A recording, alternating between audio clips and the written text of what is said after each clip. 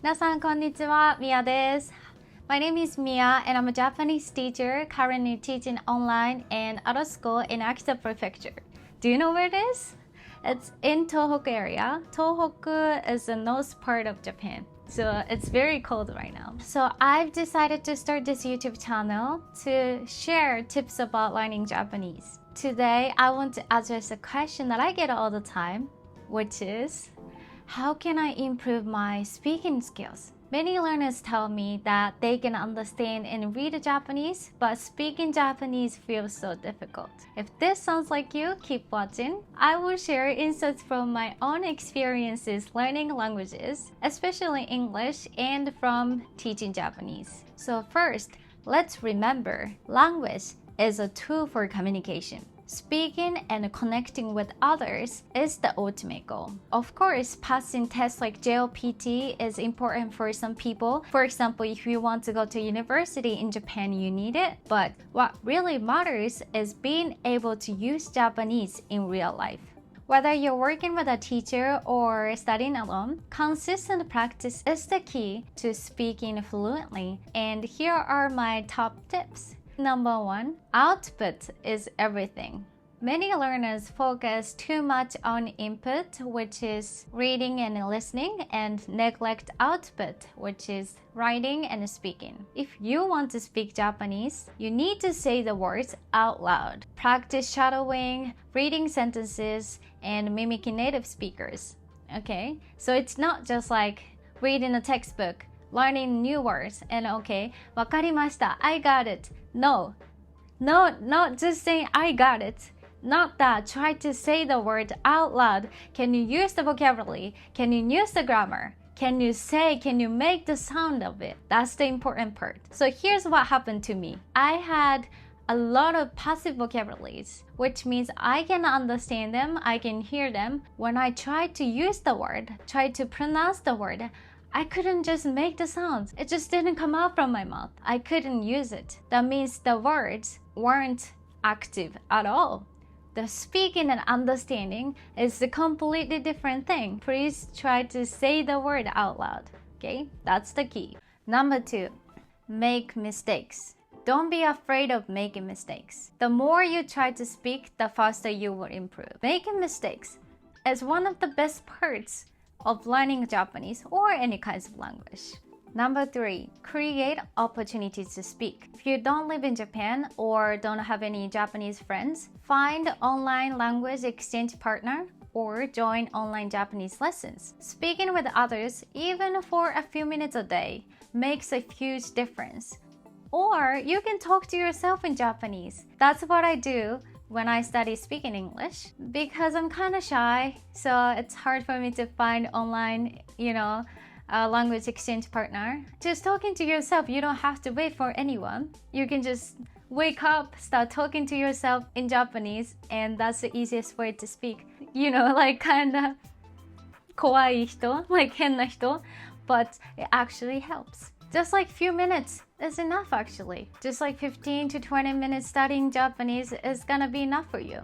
Joining like 3 hours online lessons or classes would be kind of hard, like I don't have any time, like work is busy, the class, I'll be late for the class, blah, blah, blah. I understand it, but if you tell me you don't have 15 to 20 minutes a day, you are not really into Japanese study. Okay, so let's move on to the second question. Do I need a teacher or a language school? Okay, I teach Japanese online and I teach Japanese at a school as well. But here's my honest opinion. You don't always need a Japanese teacher or a language school to improve your speaking. No matter how amazing your teacher is, how great the school is, what really matters is what you do outside of class. Your progress depends on how much you practice on your own. Just taking online lessons or attending language school won't automatically make you fluent in Japanese. There is no magic. There's no superpower. It's a long journey, guys, but it's gonna be fun, so don't worry. What you do outside of class is what truly counts. But There are times when having a teacher can make a big difference. Here are 2 key areas where teachers are helpful. 1.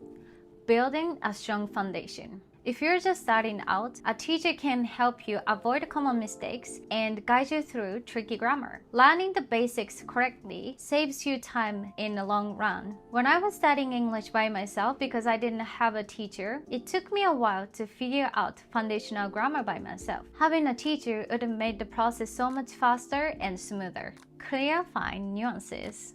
Japanese has subtle differences in meaning and usage that aren't always obvious. For example, why are there 3 different ways to translate one English word? A teacher can explain these nuances and answer questions that might confuse you if you study alone. When I was learning English, I didn't have a teacher most of the time. I went to a language school in the US, but to be honest, I can't remember what I learned. But the school helped me build confidence in speaking. English that I was exposed to in class and English outside of class were completely different problem. Okay, so in the language school, teachers speak slower, like they don't use difficult vocabulary. But when I started internship, it was a mess.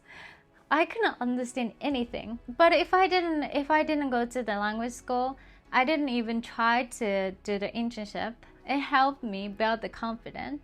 But English in real life and English in a language school was a completely different thing, that's what I would say. So one turning point was when I put myself in situations where I have to speak English, like internship and conversations with native speakers. Those real life experiences pushed my English to the next level. Learning Japanese or any kinds of language, I would say, isn't just about studying, it's about connecting with people. When you start speaking Japanese, you open the door to new friendship, opportunities, and experiences that can make your life brighter and colorful.